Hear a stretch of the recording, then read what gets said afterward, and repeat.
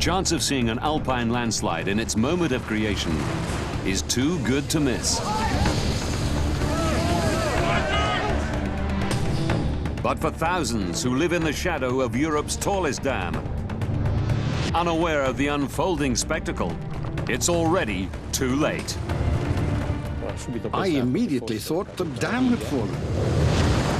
Death is very close at hand. You think you're going to die. Investigators uncover an astonishing plan to control an unstable mountainside and unlock the shocking truth. Vaillant is completely a man-made disaster. The whole thing was just primed to go. Disasters don't just happen. They're a chain of critical events. Unravel the clues and count down those final seconds from disaster.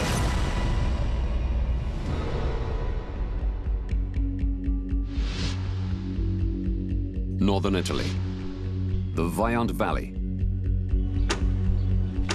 October the 9th, 1963. Workers from Italy's National Electric Energy Agency are having lunch on top of the Vaillant Dam.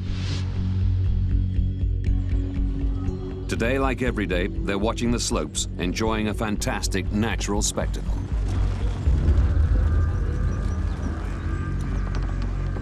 As chunks of Mount Toc slip towards the reservoir.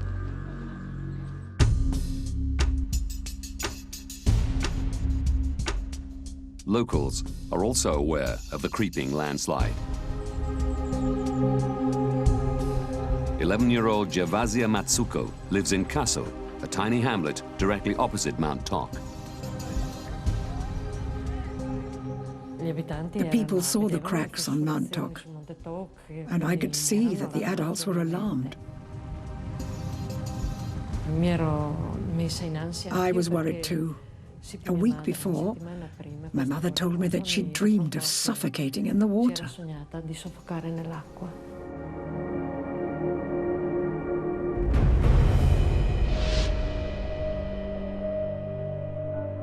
Six kilometers from the dam is the Solvertzene power station, where water released from the reservoir turns 4 giant turbines.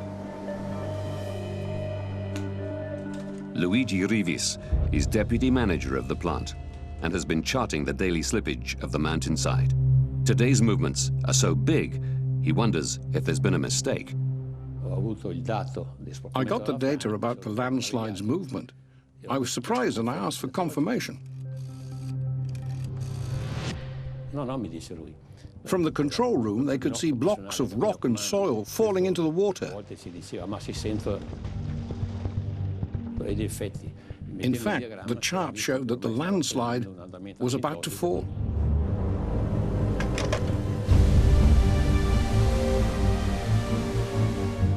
Anticipating the final slip into the lake, dam operators have lowered the water level so that any waves thrown up by the collapse will be contained by the dam wall.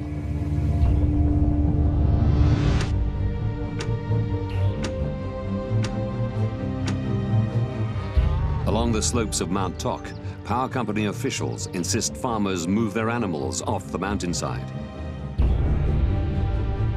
Local priest Don Carlo Onorini senses the anxiety of the villagers. We knew something, but they were all rumors. We didn't know if Toc would fall, how much might fall, or even if the dam might collapse.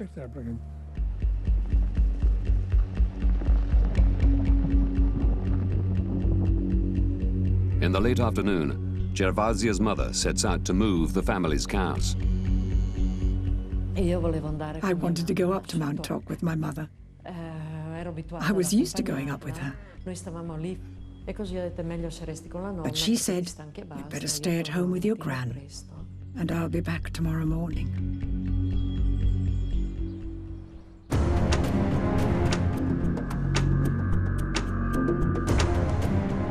In Longarone, a small town just 2 kilometers from the bottom of the dam, another schoolgirl, Michela Coletti, is eating supper with her family. In Longarone, the atmosphere had been a bit different for a while. You could hear strange rumors. Michela's father works at the dam, and her mother has been alarmed by what he's told her. I had heard my mother saying it is better to send the children away. I was flabbergasted. And I thought, what did we do that our mum wants to get rid of us? My dad replied, if we must die because the dam collapses, it is better to die together. 6 di sera. At 6 p.m., we were told that the landslide was about to fall, and we were asked to go up. Key personnel from the power station are invited to join the engineers on top of the dam to monitor the slide. But Luigi has work to finish. Avevo quasi voglia di salire, non c'era. I wanted to go up, but I told my colleague, look, unfortunately, I need to do this. So I stayed while he went up.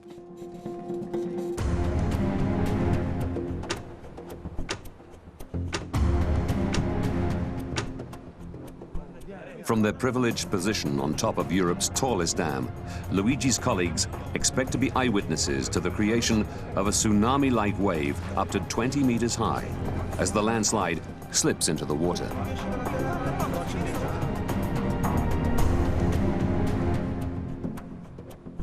In the valley below, any rumors about the dam have been forgotten for the night.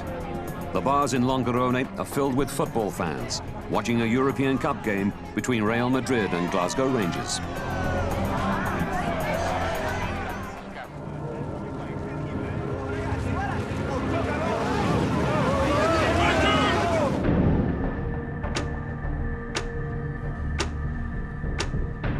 In Casso, high above the dam, Gervasia is fast asleep.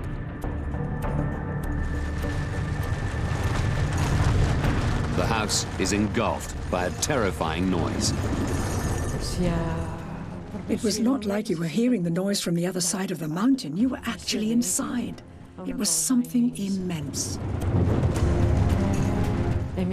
My gran said it's the end of the world.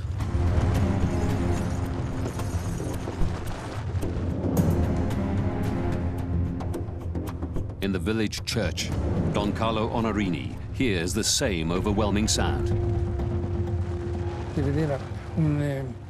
I could see a searchlight lighting up the whole TOC area. I saw a black thing. It was a shadow, a tall shadow. It was rising.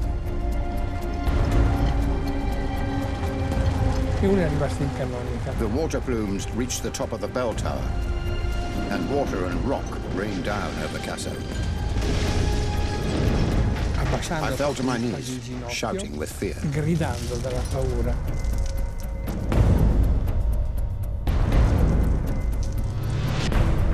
Fearing their house may be destroyed, Gervasia's brother tries to save his family. He grabbed me by the shoulders and threw me down the stairs, took me to the back door and pushed me out.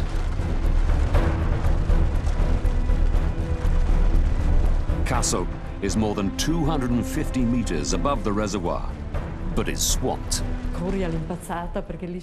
I was running like crazy because I was really frightened now. My instinct telling me to head upwards. You think you're going to die.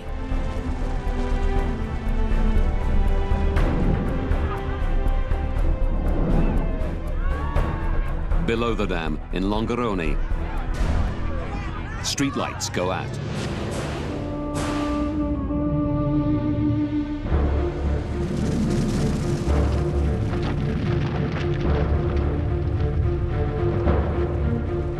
Michela Coletti is in bed. I was pretending to sleep, waiting for a kiss from my mum. My grandmother came into the room and said, "I'm going to close the shutters. A storm is approaching."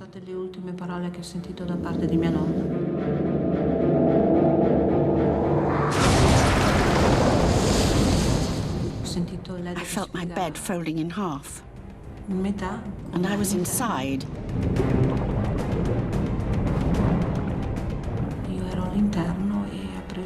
and it picked up a terrifying speed.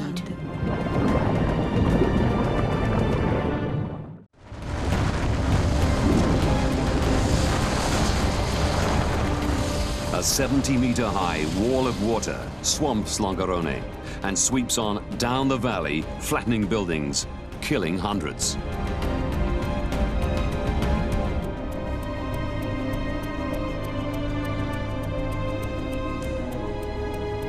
"20 minutes later, the floodwater is gone, leaving Longarone a death-strewn landscape.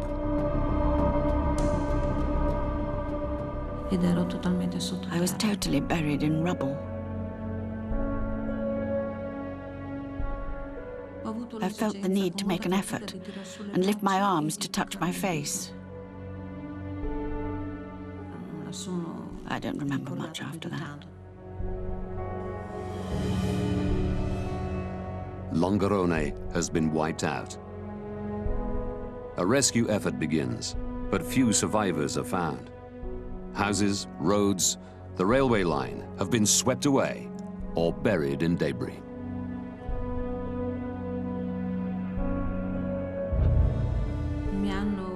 I was found sometime after 2:30 a.m.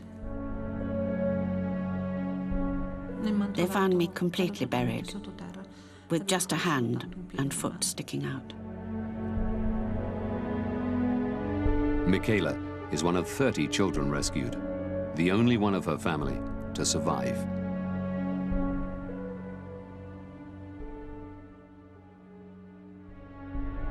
The total loss of life that night is more than 2,000, including 60 workers from the power company. They went up to be there when it happened, but we were no kamikaze. They went up and never came back. They died in Vaillant.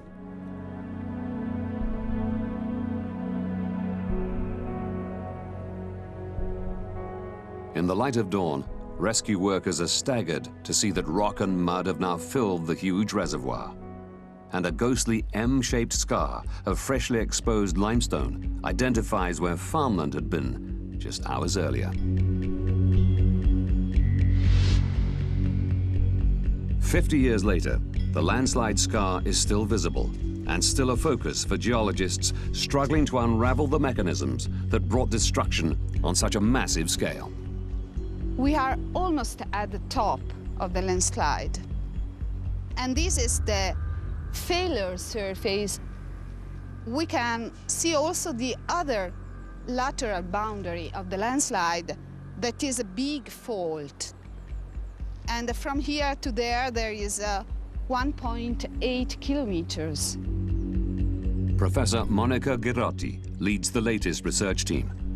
The goal of my research is to obtain a three-dimensional model of the landslide to better understand what happened in 1963.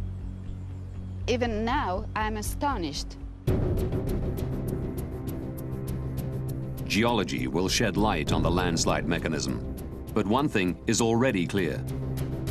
The disaster is rooted in man's recent intervention in this valley. Professor David Petley leads an international effort to investigate, predict, and prevent catastrophic landslides. Understanding the Vaillant disaster has been one of the most important challenges of his career. Well, Vaillant, in terms of loss of life, is the biggest landslide disaster in Europe in the last century or so. And it has probably been the most important landslide of all time because it raised our awareness of a whole series of issues. Petley's findings are unequivocal. Vaillant is completely a man-made disaster. There's no doubt at all that the Vaillant disaster would not have happened if humans hadn't been involved. Now, by going deep into these investigations, we can reveal why 270 million cubic meters of mountainside slid into the Vaillant Reservoir and how it managed to kill more than 2,000 people. Petley will retrace the steps of the original engineers as they attempted to understand the geology of the valley. And he'll identify the critical mistakes that led to disaster.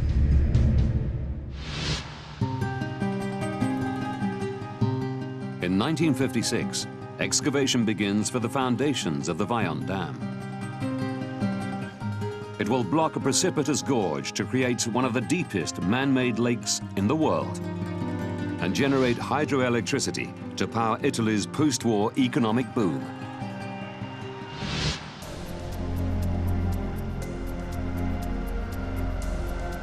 The chief engineer is Carlo Semenza. A world-renowned dam builder, this will be his final project before he retires. And he knows Italy's spectacular Dolomite mountain range offers a unique opportunity. The Dolomites are a part of the Alps, and they basically consist of big lumps of limestone that have been pushed up to form towering peaks. The steep slopes of the Vaillant Valley appear to make it the ideal location for a dam. The dam could be relatively narrow and therefore relatively small in terms of width, obviously very, very tall, and it holds just vast volumes of water in the valley behind.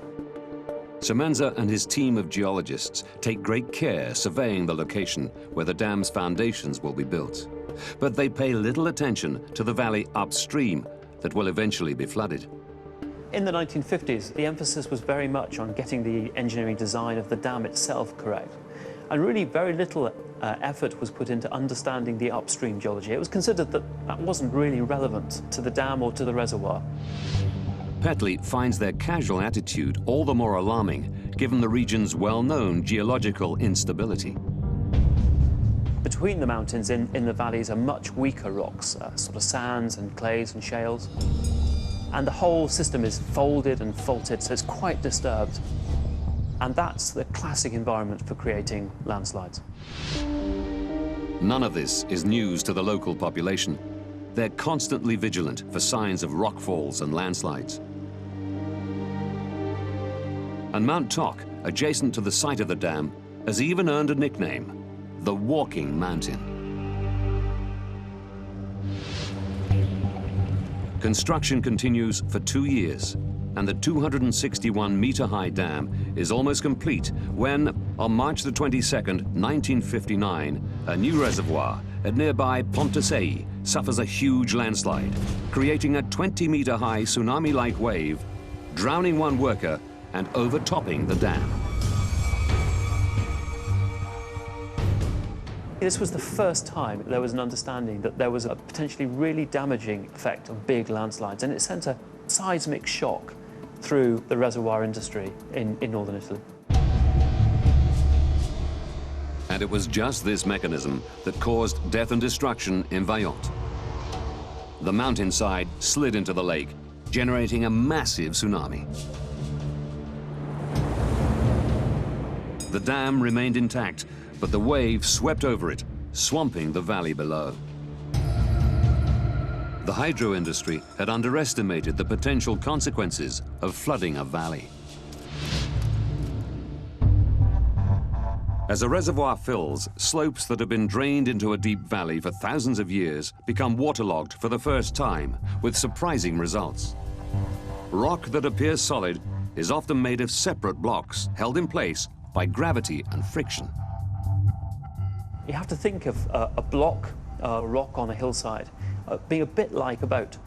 When water level increases, the block starts to float. It doesn't completely float, it just becomes more buoyant. And as it becomes more buoyant, the friction force, the resistance to movement decreases, and that makes landsliding much more likely. Fearing a repeat of the fatal landslide and tsunami in Ponte, the power company commissioned a survey of the banks of the proposed reservoir in the Vaillant Valley. The project's chief geologist is Professor Leopold Müller, and he employs Eduardo Semenza, the chief engineer's son, and a recently qualified geologist to take on the survey. Eduardo walks every inch of the valley, making observations of the rock formations. When he sees evidence of ancient large-scale movement in the steep slopes close to the dam, it looks like the power company's worst fears are confirmed. Eduardo Semenza was convinced that there was a big old landslide located on the south bank of the reservoir. An old landslide has already moved, so the rocks at the base of the landslide are likely to be much, much weaker. Eduardo fears that flooding the valley could reactivate the landslide, which in turn could lead to a catastrophic tsunami, repeating the deadly Ponte-Say event on a mega scale. The landslide mass that he'd identified was within 100 meters of the dam site itself. If Eduardo is correct, then it could cause the whole dam project to be abandoned. For Eduardo's father, Carlos Semenza, the news is devastating. And he initiates a more detailed investigation. If this is the site of a giant ancient landslide, evidence will exist in the underground rock strata. Engineers dig 3 boreholes into the mountainside in the danger zone identified by Eduardo. And the geology team look for signs of previous movement, shattered rock, or unstable layers of clay. Despite drilling up to 170 meters into the rock, they find no evidence of an ancient landslide. Project leader Carlos Semenza is relieved. His chief geological advisor, Professor Müller, is confident the slopes are made of solid, immovable blocks of limestone. The dam designers come to the conclusion that although there was the potential for small landslides on the banks of the reservoir, there was no real danger from large failures. In February 1960, with the threat of a destructive landslide discounted, Semenza green-lights the next phase of the project.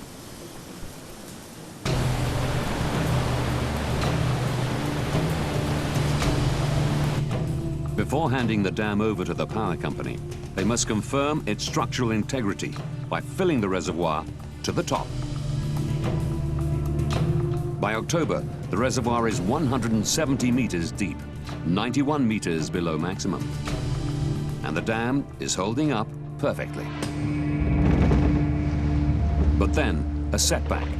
Farmers discover a huge M-shaped crack directly above the reservoir.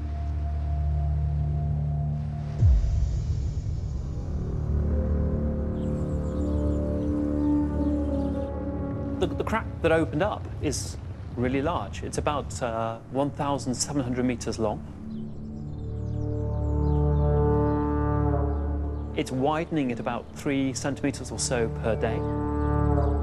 It must have been a terrible surprise for the team.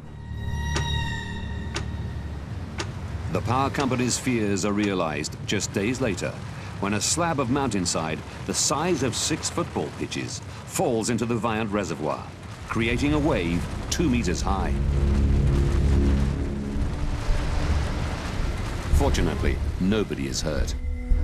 But the rest of this colossal landslide is still in motion, and the record reveals a new sense of urgency at the power company. From Eduardo's earlier analysis of the rock strata, they believe the remaining unstable ground probably penetrates up to 250 meters into the slope, making a total volume equivalent to 90 city blocks of 30-story skyscrapers. Chief engineer Carlos Semenza needs to tame this mountainside before the whole unstable mass slams into the lake and swamps the valley below. Semenza's engineering team can think of no way to stop the slide. Its sheer size makes it impractical to pin it to the mountainside with concrete piles. But Professor Müller has a hunch he can control how fast the landslide slips into the reservoir and prevent a devastating tsunami.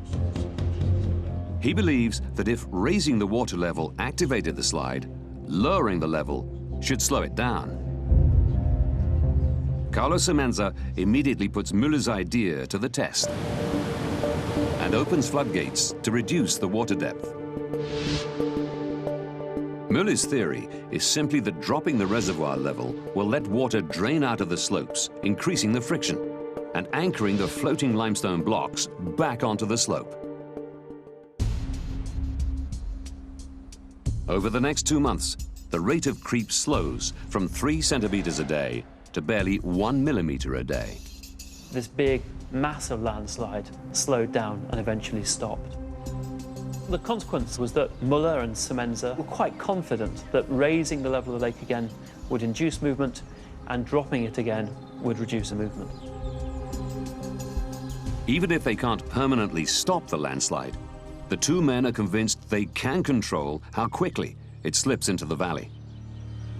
Semenza and Müller propose to ease the giant mass of rock into the lake, using the depth of water in the reservoir like the accelerator and brake on a car, leaving the dam free to begin power generation. It's a simple plan, but Petley is aghast.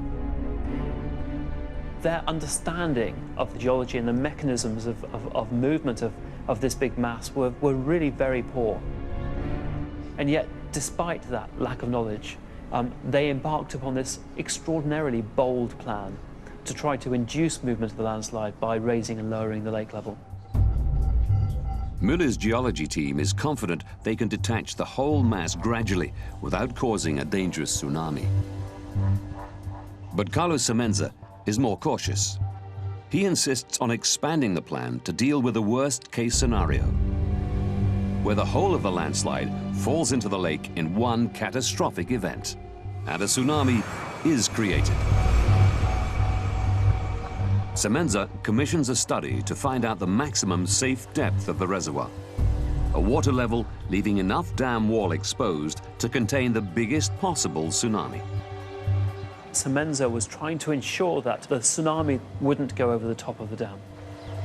But this is 1961, and there are no computers to run a tsunami simulation. Carlo's team builds a scale model of the dam and runs a series of physical simulations. And the object actually was to see how big the wave could be. The initial experiments suggest a worst-case tsunami height of 20 meters. So Semenza fixes a maximum reservoir depth, leaving the dam with 25 meters of exposed concrete, protecting the valley below. At last, he thinks he has all bases covered. Carlos Semenza was still to refine his calculations, but before he was able to do so, he died suddenly from a brain hemorrhage.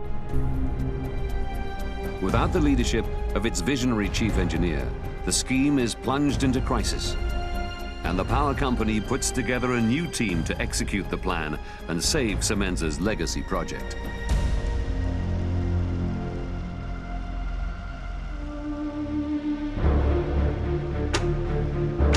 September the 26th, 1963. In the 2 years since the bypass tunnel was completed, the reservoir level has been systematically raised and lowered to coax the landslide down into the flooded valley. And so far, the plan has worked. 2 weeks before the disaster, the landslide has moved a total of 3 meters. The dam operators are now really quite confident about their ability to control the landslide.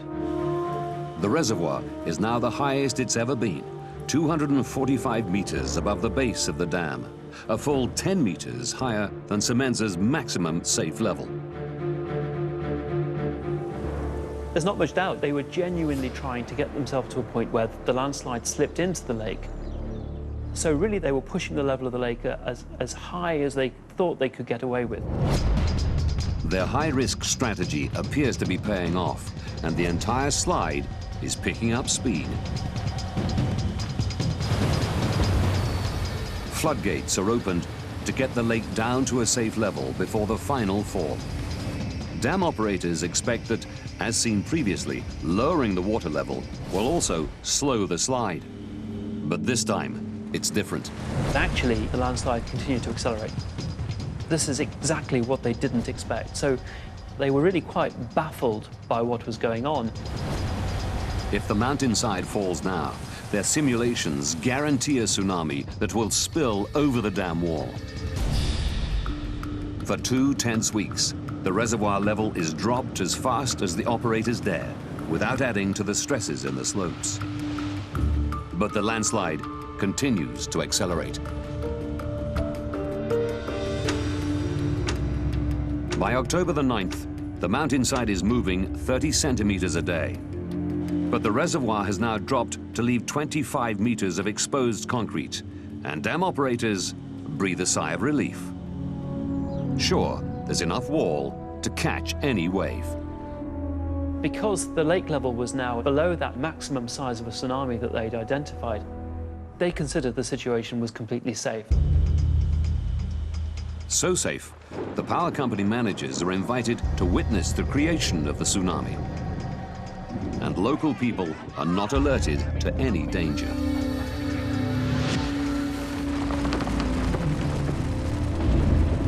But instead of the predicted 20-meter tsunami, the wave towered over 200 meters above the dam. An astonishing 10 times bigger than expected.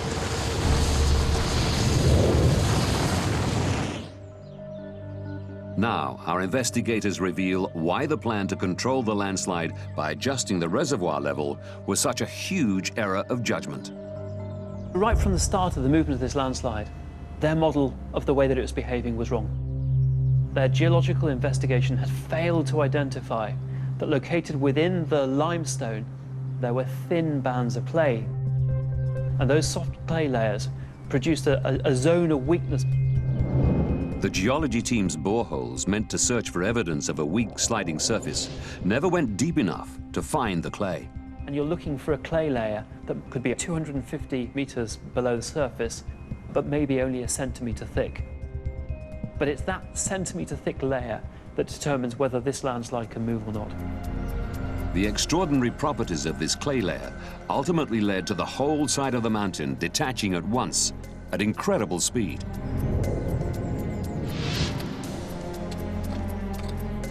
Monica Garotti's survey of Mount Toc has revealed the clay deposits that Müller's team missed. These are the clays on which the 1963 landslides moved. It is a continuous layer. When this layer failed, the mass moved. But Garotti's investigation focuses on another quirk of this thin layer of clay. These clays are an impermeable material that doesn't permit water to pass. A waterproof layer suggests an entirely new mechanism for the slide, never considered by Müller. Rainwater from high on Mount Toc could drain into the rock below the clay and become trapped. The increase in pressure pushing on the clay from below could destabilize the slide surface. But it would need an enormous volume of trapped water to shift the landslide mass. Crucially, Garotti's team have gathered evidence that rainwater from the entire upper part of Mount Toc collected in the limestone, isolated below the landslide. After heavy rain, a vast amount of water was trapped beneath the clay. With nowhere to go, the pressure below the clay spiked and the landslide got an extra jolt. It's clear to Garotti that in attempting to control the landslide by simply changing the level of the reservoir, they were missing a crucial element. It wasn't a good plan because Müller didn't consider the existence of clay inside the slope. And so it controlled only the lake levels, but not the rainfalls. It was a hopeless project. If the original geology team had known about the clay, Petley believes history would have taken a different path. Plenty was known about the fact that clay is a weak material. And so if they'd known that the clay layers were present, they almost certainly would have walked away from the site at that point. When Petley returns to the archive, he realizes just how close Müller came to identifying the clay layer. In 1961, Müller installed 4 water pressure gauges called piezometers to monitor the water level in the rock. He wanted to be sure the limestone slope was behaving the way his theory predicted. 3 of the devices confirmed Müller's expectation that the water level in the rock followed the level in the reservoir. But hidden in the data from the 4th piezometer, Petley finds devastating evidence of a clay layer. The water level in that borehole didn't really respond at all well to the level of water in the lake. The piezometer gave a high water reading, whatever the level of water in the reservoir. Now, this is probably an indication that actually the clay layers were trapping water at high pressure underneath the landslide mass. But Müller assumed the fourth piezometer was faulty and its data was wrong. Because the behavior of this borehole didn't really conform to their preconceptions of the way that the landslide was operating, it was ignored. For Petley, the seeds of the disaster were sown in this systemic failure to understand the geology of Mount Toc. What it shows is that if the model that you're operating doesn't actually explain some of the behavior that you're seeing, then your model is wrong. It's not that the landslide is doing something wrong. And failing to develop your model to that point means that you actually potentially allow a large landslide like this. Petley now understands why the landslide happened. But one final mystery surrounds the Vaillant disaster. Why was the tsunami so much bigger than anyone expected?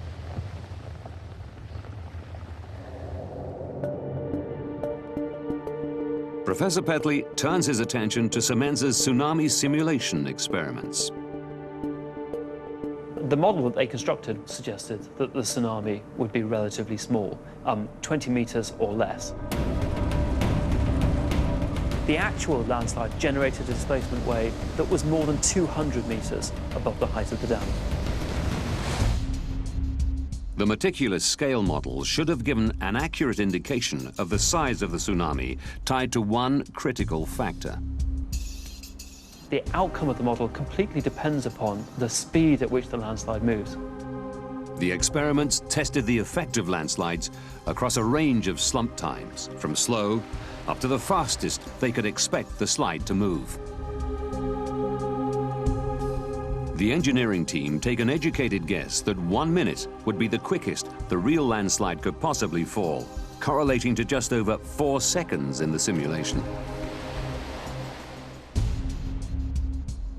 But when Petley examines data from the night of the disaster, he discovers that the entire collapse took just 45 seconds. Although just 15 seconds less than their estimate, this 25% error is enough to totally change the outcome of the simulation. The model that they constructed was actually very sensible and very good. But in computer modeling, we often use the phrase garbage in, garbage out. Unfortunately, in this case, because the assumption was that the landslide would move slowly, they put garbage into the model, and the result of that was that they got misleading results out. Implementing the spurious results of the simulation had very real consequences. The incredible speed of the final slump has baffled scientists for nearly 5 decades. The acceleration is really very dramatic. It's like the acceleration of a Formula One car.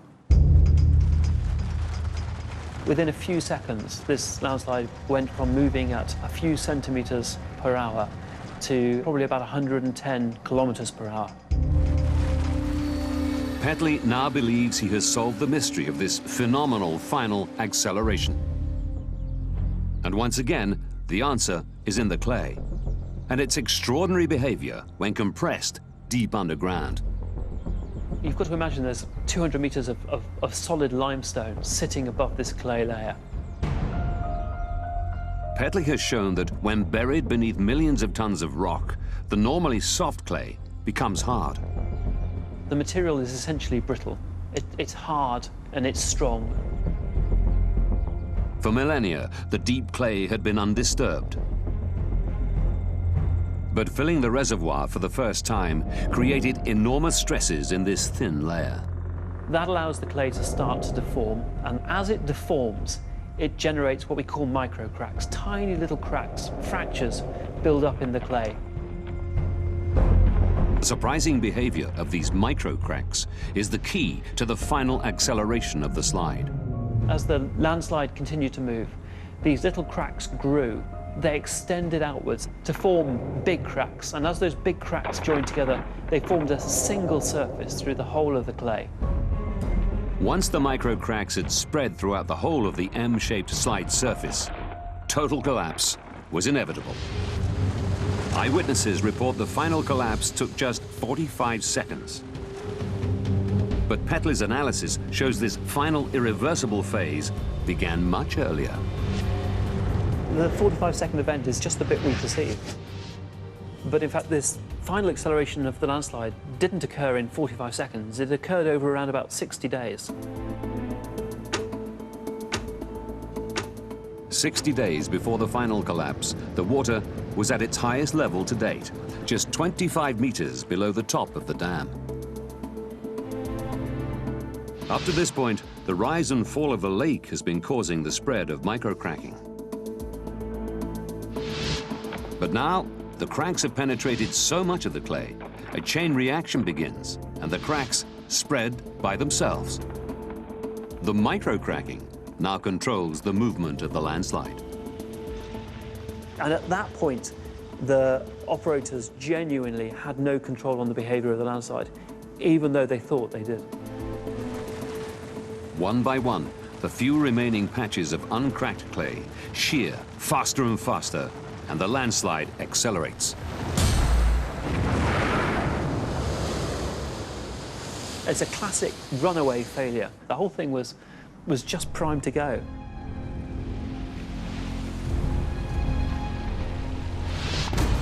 After 50 years of uncertainty, we can reveal how the construction of Europe's tallest dam led to a tsunami that wiped out an entire community. October the 9th, 1963. 4.5 hours to disaster. Dam operators have been preparing for the entire landslide detaching in one giant event and have reduced the reservoir level to leave 25 meters of exposed concrete. 2 minutes to disaster. In the belief the 20-meter-high tsunami that the power company is expecting will be caught by the dam wall, the local population is not warned about the imminent collapse of the landslide. And power company workers watch the spectacle from a privileged position on top of the dam. 1 minute to disaster. Unknown to the dam operators, tens of meters below the mountain surface, a vast, brittle layer of clay has been shattering uncontrollably for 2 months. And now only one small patch is left unbroken. 45 seconds to disaster. The clay shears, and a landslide the size of 90 city blocks hurtles towards the reservoir. Accelerating as fast as a Formula One car, the impact creates a tsunami over 200 meters high. 30 million tons of water falls 261 meters, blasting a hole 40 meters deep in the valley floor. The narrowing valley accelerates a 70-meter-high column of water, and it punches across the valley at around 140 kilometers an hour.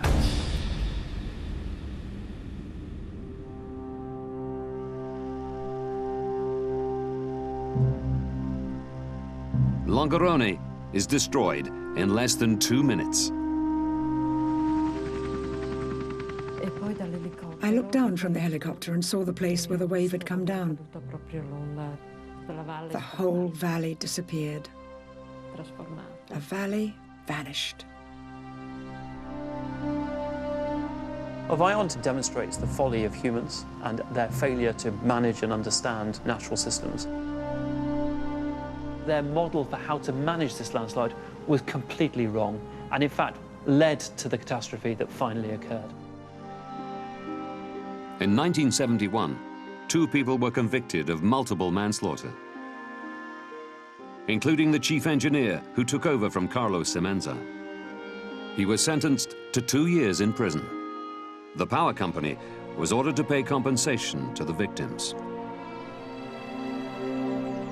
The Viant Dam, Italy's celebrated engineering masterpiece, never generated power again and remains a relic in the landscape. Today, engineers and geologists must always examine the slopes of proposed reservoirs and explain why they are safer than the slopes of the Viant Valley.